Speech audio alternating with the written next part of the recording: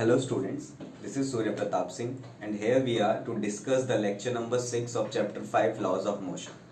So in the last lectures we have completed some problems based on Newton's second law of motion and today we are starting with some more problems on Newton's second law of motion. Okay, so let's start with the next problem that we have next question जो आपका है आज के लिए वो है आपका question number 7। 6 question हमने किए थे शायद, ठीक है। तो क्वेश्चन 7 ऐसा बोलता है a block of metal weighing 2 kg is resting on a frictionless plane. एक फ्रिक्शनलेस प्लेन पे 2 kg का ब्लॉक रखा हुआ था, रेस्ट कर रहा था। It is struck by a jet releasing water at the rate of 1 kg per second and at a speed of 5 metre per second. कहने का मतलब ये, एक कोई फ्रिक्शनलेस प्लेन पे एक कोई ब्लॉक रखा हुआ था 2 kg का, फिर इस पे यहाँ पर कोई एक सपोज पाइप लेके आए और इस पाइप से जेट से इस पे पानी ऐसे फेंका गया इस ब्लॉक पे, ठीक है। इस ब्लॉक पे ऐसे पानी इस पर्टिकुलर जेट से फेंका गया, ठीक है। अब ये जो पानी के फेंकने की रेट थी वो बोली 1 kg पर सेकेंड फेंका गया। It is struck by a jet releasing water at the rate of 1 kg per second and at a speed of 5 meter per second, और स्पीड थी इस पानी की 5 मीटर पर सेकेंड, ठीक। तो इतनी चीजें बोली और calculate initial acceleration of the block. आपको बोला गया है कि एक्सेलरेशन निकालो इस ब्लॉक का। तो सबसे पहली चीज तो क्वेश्चन में कंसिडर करना है कि जेट ऐसे हॉरिजॉन्टली आ रहा है, तो जो भी इस जेट की वजह से इस पे फोर्स आएगा वो यहाँ कहीं आएगा, और वो फोर्स की वजह से F इक्वल टू ma हम जो जानते हैं उस हिसाब से यहाँ पर एक्सेलरेशन आएगा। क्लियर है क्या? क्लियर है। अच्छा, तो हमें निकालना है बेसिकली वो फोर्स। क्लियर बात है? क्लियर है। अब इस केस में यहाँ पर जो फोर्स लग रहा है वो फोर्स इससे निकालना, वो फोर्स उतना थोड़ा सा डिफिकल्ट पड़ेगा। क्यों? क्योंकि ये तो दे रखा है रेट किसकी, मास की, मतलब dm/dt की वैल्यू दे रखी है। अगर आप देखो ध्यान से तो 1 kg पर सेकेंड है, तो मतलब dm/dt की वैल्यू दे रखी है आपको, और ये आपको वेलोसिटी दे रखी है। दे रखी है नहीं दे रखी? दे रखी है सर, एकदम सही। और फोर्स जो होता है हमारा वो हम जानते हैं, हमें निकालना है अगर, तो फोर्स होता है rate of change of momentum. बोलो होता है नहीं होता? हाँ सर होता है। अब फोर्स अगर rate of change of momentum होता है तो हम जानते हैं force is equal to rate of change of momentum. चलो बढ़िया है। अब जो भी पानी आया होगा उसके पास जो मोमेंटम रहा होगा वो mv रहा होगा, मास इनटू वेलोसिटी। बोलो सही है? हाँ सर सही है। अच्छा, तो अब अगर इसको ध्यान से देखें तो यहाँ पर हम अगर इसको डिफरेंशियल फॉर्म में लिखें तो एक चीज तो ये आएगी mdv/dt, और दूसरी चीज जो आएगी वो आएगी vdm/dt। सही है। अब खुद से सोच के बताओ इसमें कौन सा टर्म जीरो हो जाएगा। सोचो, यहाँ पर क्या ये 5 मीटर पर सेकेंड चेंज हो रहा है टाइम के साथ में, या फिक्स्ड है? फिक्स्ड है, हाँ फिक्स्ड है। तो अगर मैंने ये लगाया है फॉर वाटर, जो वाटर आ रहा है उसके लिए मैंने force is equal to dp/dt लगाया है, इसके मोमेंटम में जो चेंज आएगा वही मोमेंटम तो इसको मिलेगा, ऐसा समझो ना, ठीक है। तो हमें बोलेंगे ये चीज तो क्या हो गई, जीरो हो गई। बचा क्या हमारा ये, यानी ये हमारा फोर्स है इस केस में। बोलो सही है? तो फोर्स है हमारा v dm/dt, क्योंकि यहाँ पे मास चेंज हो रहा है, वेलोसिटी चेंज नहीं हो रही। अच्छा, अब वेलोसिटी कितना है 5, dm/dt कितना है 1, तो अब देखो ये कितना आ गया आपका, ये आपका आ गया 5 न्यूटन। तो फोर्स जो हमें मिला, कहने का मतलब जो इस पानी के मोमेंटम में चेंज आया dp/dt, उसकी वजह से जो इस पानी ने फोर्स बनाया वो कितना बनाया, 5 न्यूटन का, इस तरफ। बोलो सही है? तो यानी कि हम ये बोल सकते हैं कि अब हम अगर एक्सेलरेशन निकालना चाहते हैं तो एक्सेलरेशन बराबर होता है नेट फोर्स अपॉन मास, ठीक है। एक्सेलरेशन अगर ब्लॉक का निकालना चाहते हैं तो net force on block upon mass of block. और what is net force on block? क्या यही नेट फोर्स लगेगा? क्योंकि ये फोर्स प्रोड्यूस किया है इस पानी ने इसके मोमेंटम चेंज करने पे। तो मोमेंटम चेंज हो रहा था पर मोमेंटम में वेलोसिटी चेंज नहीं हो रही थी, इस बार मास चेंज हो रहा था। तो डिफरेंशियल फॉर्म की मदद से हमने लगाया और समझा कि यहाँ पर वेलोसिटी में कोई चेंज नहीं है, इसलिए dv/dt वाला टर्म जीरो हो जाएगा। इसके लिए आप लिख सकते हो there is no change in velocity of water, है ना। तो इसलिए हमने ये मान लिया, ठीक है। तो acceleration of block is F net upon mass of block. F net is what 5 newton, mass of block is what 2, तो acceleration is 2.5 metre per second square. Very simple, बोलो समझ आया। तो horizontal acceleration of the block is 2.5 metre per second square, ठीक है। Pause करो, अच्छे से समझ के लिख लो। आपको पता है कैसे लिखना है, पहले आपको ये लिखना है पूरा, उसके बाद आपको ये लिखना है ना, पता होना चाहिए। लिख लो।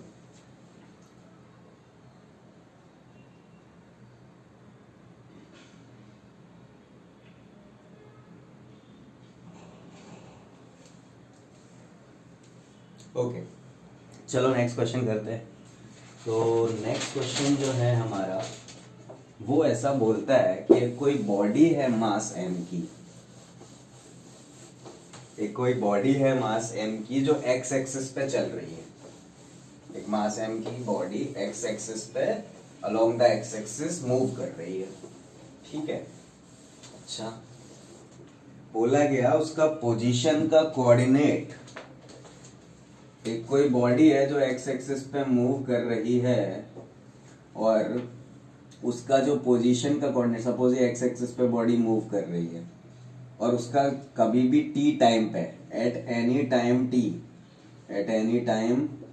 t पोजीशन जो डिफाइन की गई, मतलब इसकी जो पोजीशन है वो डिफाइन की गई है at⁴ minus bt³ plus ct। Position हमको ये दी गई है जहां पे a b और c क्या है, कॉन्स्टेंट्स दिए हैं। a b और c क्या दिए हैं, कॉन्स्टेंट्स। पूछा है what is the force acting on the particle at any instant t, मतलब हमको फोर्स निकालना है। ये इंस्टेंटेनियस x दिया है, हमको x दिया है एट एनी टाइम t, तो हमें force at any time t निकालना है। क्या निकालना है, force at any time t निकालना है। अच्छा, तो चलो पहले तो हम बेसिक समझते हैं कि देखो फोर्स निकालना है एट एनी टाइम t, वो होगा mass into acceleration of the block eight any time t, क्योंकि मास तो ब्लॉक का चेंज नहीं होगा, यहाँ पे वेरिएबल मास वाला तो कुछ सिस्टम है नहीं। पिछले में तो बोला था कि पानी गिर रहा था 5 kg पर सेकंड से, तो पानी का मास वेरिएबल था, है ना, गिरने वाला। ठीक है, चलो इधर अब बात करते हैं। Ft=m80 होना चाहिए। अच्छा, यानी मुझे अगर 80 पता चल जाए तो मैं Ft निकाल सकता हूँ।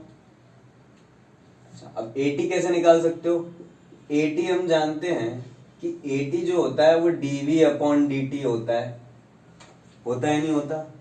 तो अगर vt पता चल जाए तो क्या 80 पता चल जाएगा, सही बात है। और vt क्या होता है, vt होता है dxt/dt, मतलब differentiation of position with time, है ना। तो vt कब कैसे निकलेगा, ये जो xt गिवन है इससे, ये हमें गिवन क्या है, xt गिवन है ना। अच्छा, तो देखो इसको हम बहुत इजीली कर सकते हैं, डिफरेंशिएटिंग बोथ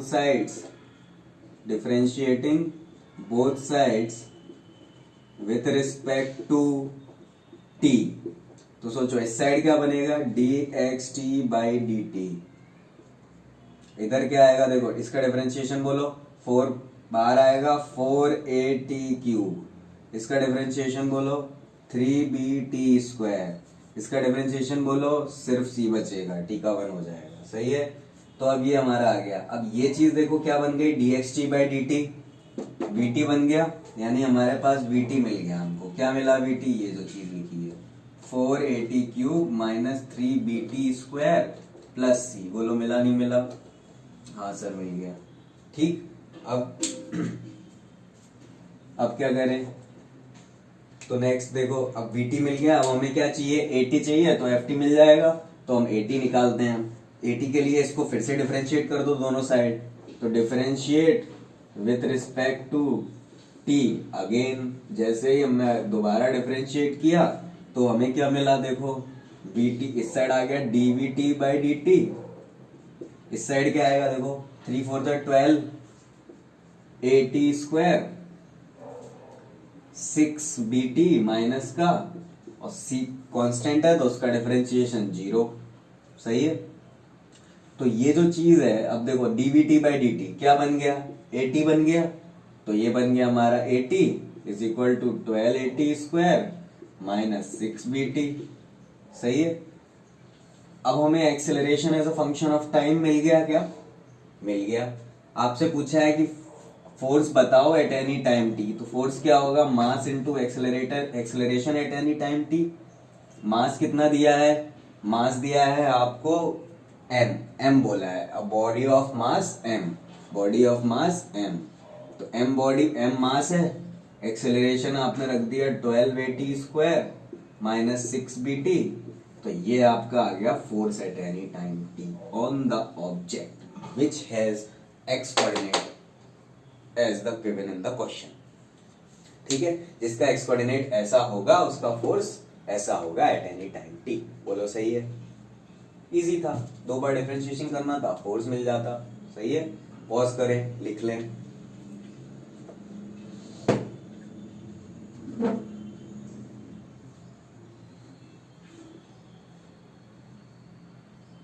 ओके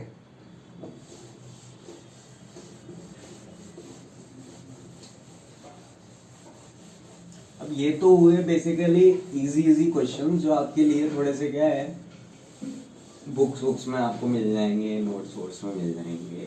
ठीक है, अब थोड़े और अच्छे क्वेश्चंस करते हैं इसी पे बेस्ड, थोड़ा अच्छे धीरे धीरे हम पुली में एंटर कर जाएंगे, जो इस चैप्टर में मेन पार्ट है पुली ब्लॉक सिस्टम्स। तो उसमें एंटर करने के लिए हमें थोड़े से क्वेश्चंस और करने पड़ेंगे, तो let's do some more questions. Question 9 में आपको बोला है, सेकंड लॉ पे बेस्ड है ये सारे के सारे क्वेश्चन। ठीक है, F इक्वल टू एम ही लगा रहे हैं हमारी जगह बेसिकली। ध्यान से आप देखो, अगर कोई ब्लॉक ऐसे रख दिया जाए m मास का, मैं आपको क्वेश्चन बस ऐसे डायरेक्ट समझा दे रहा हूँ, बाकी क्वेश्चन मैंने लिखा हुआ है नोट्स में। ठीक, एक m ब्लॉक का ऐसे मास रखा है, उस पर ऐसे फोर्स लग रहा है, और फोर्स का जो एंगल है हॉरिजॉन्टल से वो कुछ थीटा है। ठीक, पूछा गया कि इस वाले ब्लॉक पे नॉर्मल रिएक्शन लगाएगा ये सरफेस, तो वो नॉर्मल रिएक्शन निकालो और इस बॉडी का हॉरिजॉन्टल एक्सेलरेशन निकालो अगर ये बॉडी वर्टिकली मूव नहीं कर रही, मतलब ये बॉडी यहाँ पे बांध दी गई है और ये हॉरिजॉन्टली मूव करेगी, भले इस पे ऐसा फोर्स लगाओ। अब सोचो ऐसा फोर्स लगाओगे तो ये ऐसे जानी चाहिए ना, मतलब ऊपर भी जानी चाहिए और आगे भी जानी चाहिए, पर ये सिर्फ आगे जा रही है, ऊपर नहीं जा रही, ऐसी कंडीशन दी है।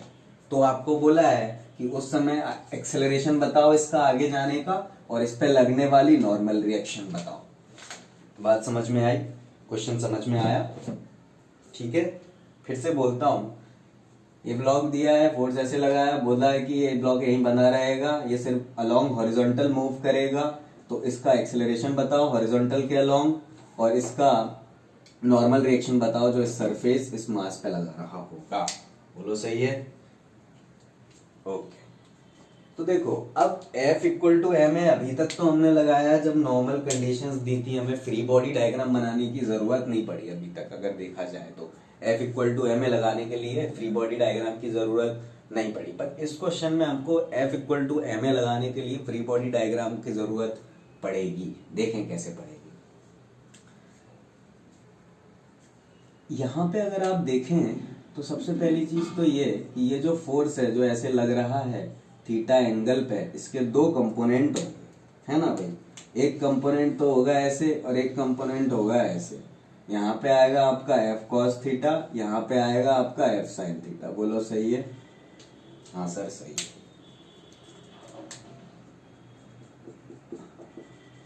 ठीक है, अब खुद से सोचो, क्या ये F cos theta is the net force in this direction?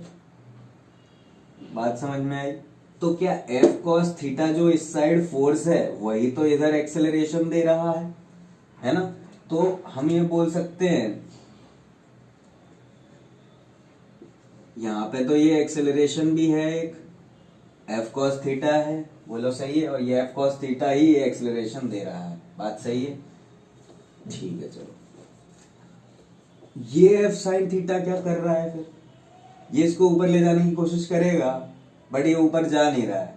क्यों नहीं जा रहा है? क्योंकि इस बॉडी पे एक फोर्स तो ये लग रहा होगा mg नीचे, और एक फोर्स ये सरफेस ने बॉडी पे लगाया होगा नॉर्मल रिएक्शन ऊपर, बात समझ में आई। तो ये एफ साइन थीटा और नॉर्मल रिएक्शन इसके बराबर रहे होंगे, तभी ये ऊपर नहीं जा रहा। तो वर्टिकल डायरेक्शन में, इन वर्टिकल डायरेक्शन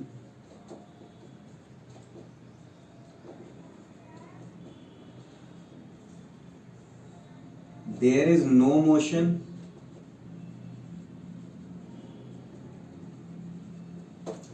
तो मैं ये बोल सकता हूं कि n और f साइन थीटा ये दोनों मिलके mg के बराबर हो गए होंगे, यानी नॉर्मल रिएक्शन की वैल्यू आएगी mg minus F sine theta, बात समझ में आई।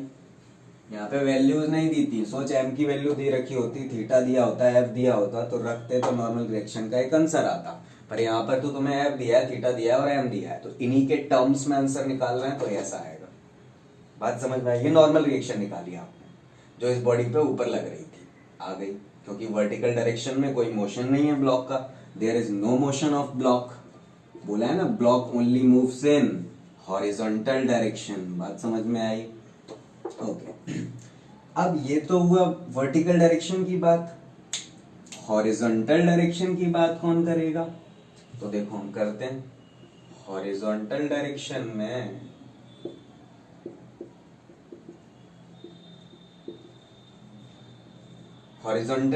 में अगर आप बात करें तो एक ही फोर्स है, ये एफ साइन थीटा, बात सही है। तो ये एफ साइन थीटा जो है, इस एफ साइन थीटा की वजह से जो भी एक्सेलरेशन आया होगा इधर वो आया होगा, तो हॉरिजॉन्टल डायरेक्शन के लिए हम बोल देंगे कि एफ कॉस थीटा बराबर एम ए, बोलो सही है, या ए बराबर एफ नेट अपॉन एम, आप ऐसे समझना चाहें तो ऐसे समझे, हम एक्सेलरेशन निकाल रहे हैं ना, तो एक्सेलरेशन कैसे निकालते थे, एफ नेट अपॉन एम। अब एक्सेलरेशन हॉरिजॉन्टल डायरेक्शन में निकाल रहे हो, तो हॉरिजॉन्टल डायरेक्शन में एफ नेट क्या है आपका, F cos theta upon m, बोलो समझ में आया। तो एक्सेलरेशन हमारा कितना आ गया, F cos theta upon m, बोलो आई बात समझ में? हाँ सर आई बात समझ में। तो ये हमारे आंसर्स हो गए। अब ये तो मैंने क्वेश्चन 9 कराया इन एफ थीटा और एम के टर्म्स में। अगर मैं इसका ऐसे का ऐसा एक एग्जांपल दूं तो आप इसको पॉज करके जब इसको लिखोगे उसके बाद आप ये सॉल्व करना। मैं ऐसे ही कुछ भी बना दे रहा हूँ, सपोज ये बॉडी है, यहाँ पे मास एम है, इस पे इधर फोर्स लगाया आपने 30 न्यूटन, ठीक है, 30 डिग्री पे, कितने पे, 30 डिग्री पे आपने 30 न्यूटन फोर्स लगा दिया भाई साहब, बात समझ में आई। तो 30 न्यूटन पे आपने 30 डिग्री फोर्स लगा दिया, तो आप बताओ कि नॉर्मल रिएक्शन निकालो जो ये इधर ऐसे लगाएगा, और इसका एक्सेलरेशन निकालो, सेम सवाल, ट्राई करो इसको। बात क्वेश्चन समझ में आया? बस ये वैल्यूज दे दी है, देखो m की वैल्यू भी ले लो, चलो m की वैल्यू आप ले लो एक काम करो, इसको आप 60 डिग्री लो, ठीक है, और m की वैल्यू आप 5 kg ले लो, ठीक है, तो 5 kg और नॉर्मल रिएक्शन निकालो, बात समझ में आए? करो, 5 दे दिया, 60 दे दिया, 30 दे दिया, मतलब इन तीनों की वैल्यूज दे दी हैं और सेम क्वेश्चन है, नॉर्मल रिएक्शन और एक्सेलरेशन निकालना है। नॉर्मल रिएक्शन ब्लॉक पे लग रहा है जो ऊपर की तरफ, और एक्सेलरेशन जो आगे की तरफ लग रहा है। पॉज करो, ये लिखो, निकालो।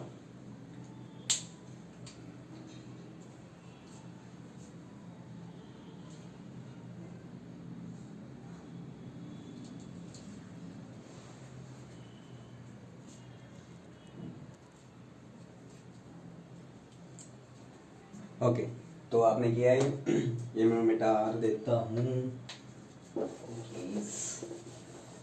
तो आपने ट्राई किया ये, आई होप किया होगा सबने, जिसने कर लिया उसको बता देता हूँ, फिर नेक्स्ट क्वेश्चन करते हैं अपन, क्वेश्चन 10। ये तो बेसिक ऐसे बीच में डाल दिया था मैंने ऐसे ही, उसमें लेक्चर पढ़ेगा वो ये कर पाएगा, बाकी नोट्स जो सिर्फ पढ़ता है वो नहीं कर पाएगा। चलो देखते हैं। ये आपका 60 डिग्री इधर लगाया 30 न्यूटन, तो हम तो जानते हैं फ्री बॉडी डायग्राम बनाना, तो फ्री बॉडी डायग्राम बनाया हमने। तो ये 5 kg पे एक नीचे लग रहा है 5 × 10 5G मान लो, ठीक। ऊपर की तरफ एक नॉर्मल रिएक्शन और इसका कंपोनेंट कौन सा वाला 30 sin 60, बात समझ में आई।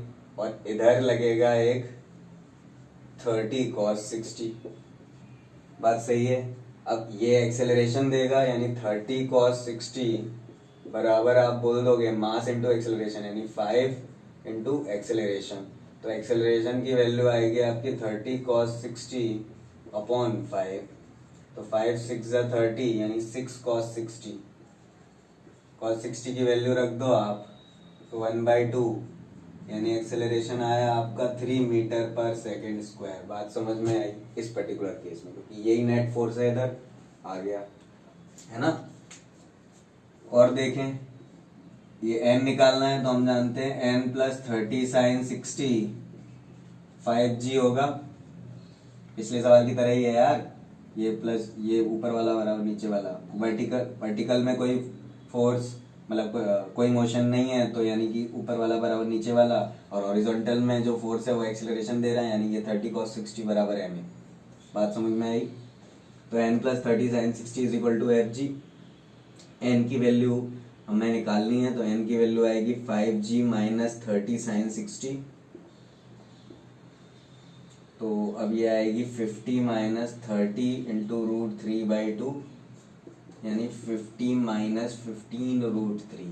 अब इसको सॉल्व कर लेना, निकाल लेना, नॉर्मल रिएक्शन आ गई। √3 की वैल्यू 1.73 रख के पॉइंट वन में आंसर आएगा, निकाल लो।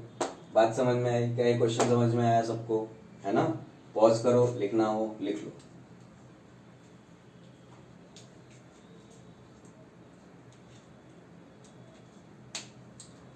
ठीक है, चलो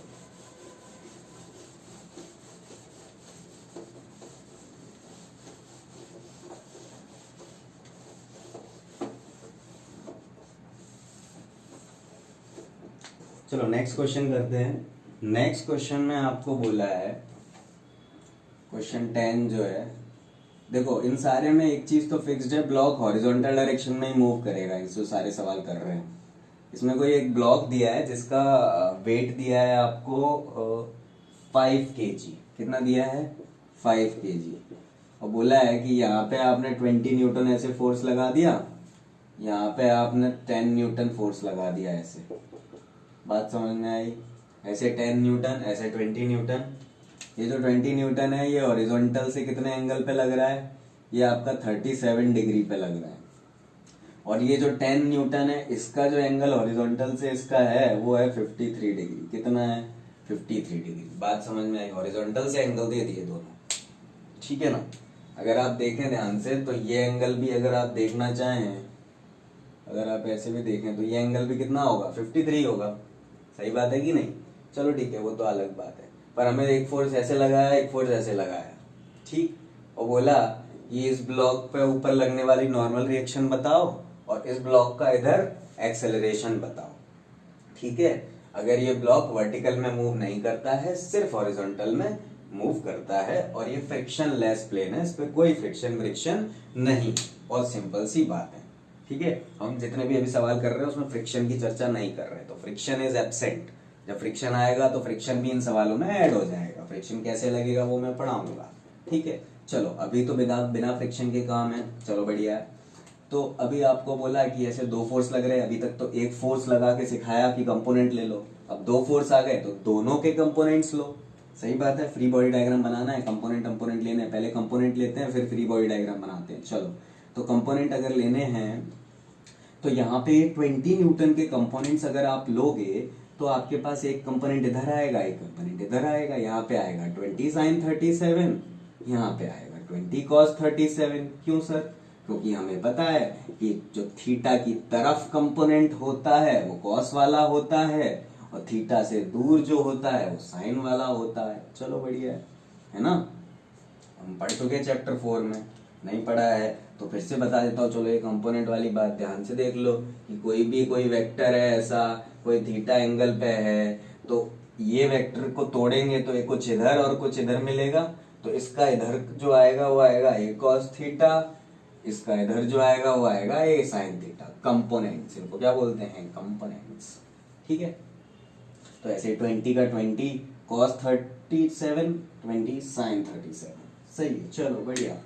अच्छा, अब खुद से सोचो, ये इस पे ऐसे लग रहा है फोर्स, तो इसके कंपोनेंट ऐसे आएंगे और ऐसे आएंगे।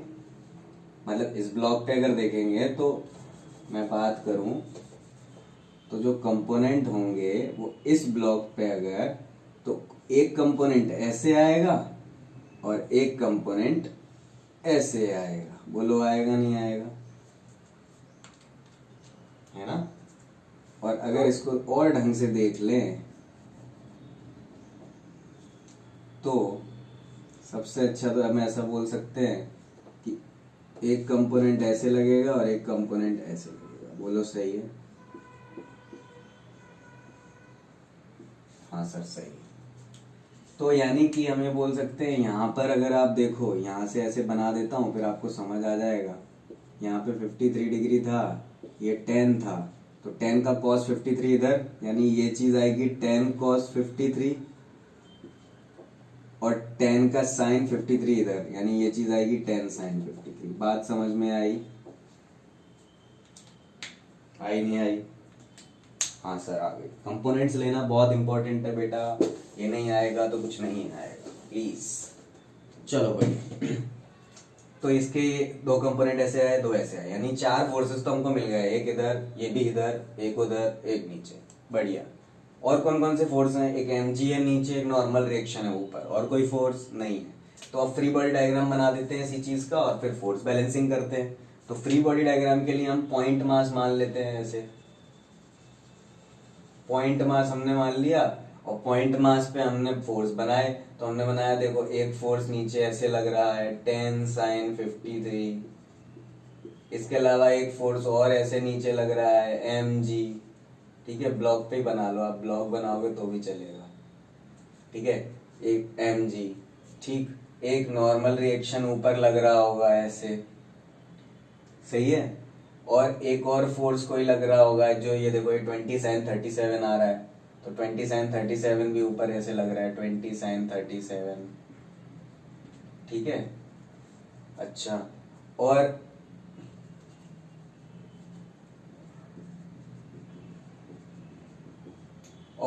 देखा जाए तो दो फोर्स आगे की तरफ लग रहे हैं।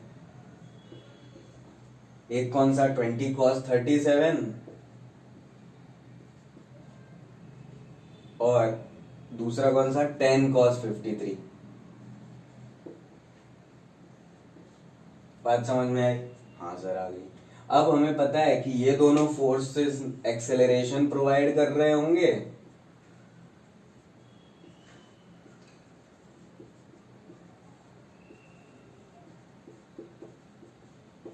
एक्सेलरेशन प्रोवाइड करेंगे, और ये दोनों बैलेंस हो जाएंगे, ऊपर वाले दोनों मिलके नीचे वाले दोनों से। क्यों? क्योंकि इस बॉडी का वर्टिकल कोई मोशन है नहीं, जो भी मोशन है वो हॉरिजॉन्टल डायरेक्शन में है। तो हम बोल सकते हैं यहाँ पर भी हॉरिजॉन्टल और वर्टिकल का एक टेबल बना देंगे कि हॉरिजॉन्टल में, हॉरिजॉन्टल डायरेक्शन में और वर्टिकल डायरेक्शन में कहानी अलग अलग होगी।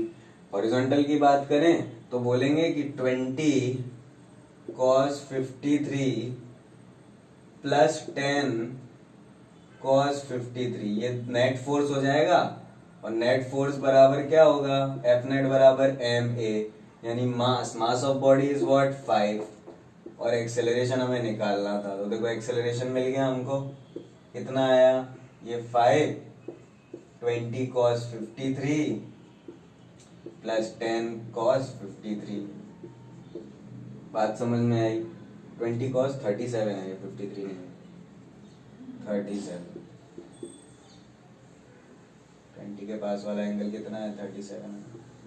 ठीक, चल वर्टिकल में अगर आप बात करें तो आप बोलोगे कि n प्लस 20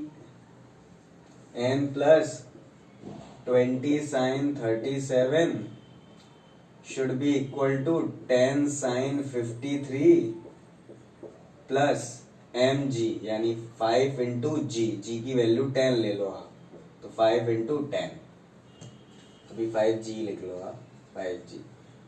तो n की वैल्यू क्या आएगी आपके पास? आपके पास आएगी 10 साइन 53